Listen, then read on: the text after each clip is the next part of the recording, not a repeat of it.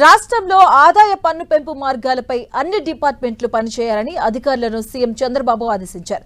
సంక్షేమం, అభివృద్ధి కార్యక్రమాలు చేపట్టేందుకు సొంతంగా ఆదాయం పెంచుకునేలా పన్నుల వసూలు పెరిగేలా అధికారులు కృషి చేయాలన్నారు.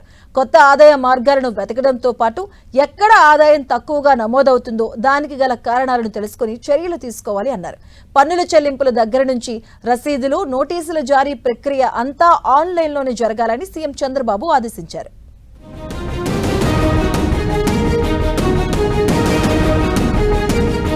ఆంధ్రప్రదేశ్ సచివాలయంలో ఆదాయార్జన శాఖల అధికారులతో సీఎం చంద్రబాబు సమీక్ష నిర్వహించారు. తప్పనిసరిగా జీఎస్టీ రిజిస్ట్రేషన్ చేసుకున్న వారికే అనుమతులివ్వాలని అధికారులకు సీఎం చంద్రబాబు ఆదేశాలు జారీ చేశారు. పన్ను ఎగవేతదారులను పసిగట్టేందుకు ఏఐని వినియోగించుకోవాలని సూచించారు. అన్ని ఆదాయార్జన శాఖల్లోనూ దీనిని అమలు చేసి పకడ్బందీగా పన్ను వసూళ్లు చేయాలన్నారు. టెక్నాలజీని వినియోగించుకోవడం ద్వారా వ్యాపారులకు పన్ను చెల్లింపులు, అనుమతులు వంటివి సులభతరం అవుతున్నాయనే విషయాన్ని వారికి తెలియజేయాలన్నారు.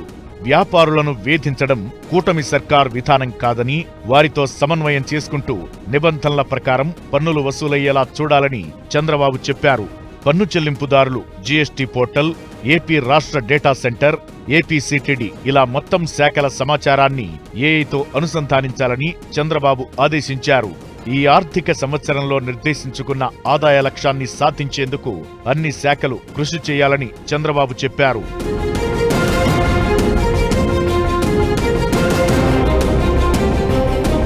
రెండు 2023-24 ఫైనాన్షియల్ ఇయర్తో పోలిస్తే గత ఆర్థిక సంవత్సరంలో రాష్ట్ర ఆదాయంలో 2.2% వృద్ధి నమోదైందని ముఖ్యమంత్రికి అధికారులు తెలిపారు.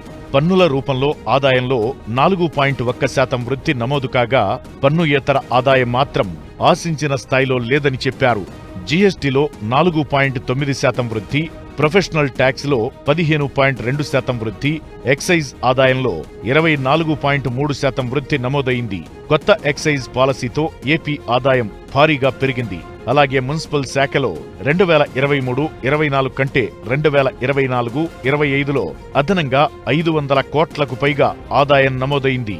మార్చిలో 50% వడ్డీ రాయితీ ప్రకటించడంతో కేవలం 6 రోజుల్లోనే ఆస్తి పన్ను రూపంలో 240 కోట్ల రూపాయలు వసూలైందని సీఎంకు అధికారులు తెలిపారు.